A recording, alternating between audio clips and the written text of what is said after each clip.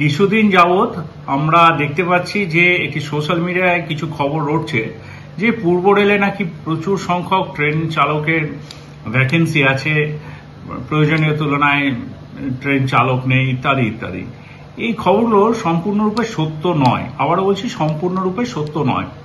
এটা খুব স্বাভাবিক যে রেলে প্রতি মাসেই কিছু মানুষ রিটায়ার করেন, কিছু কর্মী রিটায়ার করেন, তার মধ্যে গার্ড, ড্রাইভার এরা তো আছেই, সেখানে ভ্যাকেন্সি হয় অবভিয়াসলি, কিন্তু প্রয়োজনের তুলনায় প্রচুর খালি এই কথাটা সত্য নয়।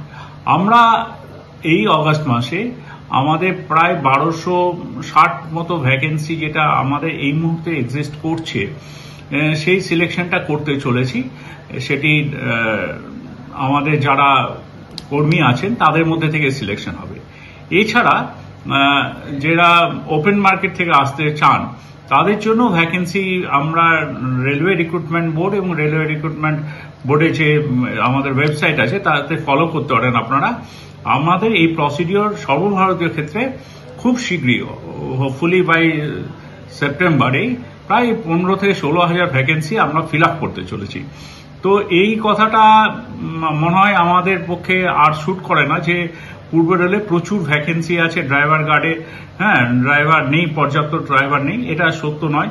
কিছুটা ভ্যাকেন্সি অবভিয়াসলি আছে মানছি, কিন্তু সেটা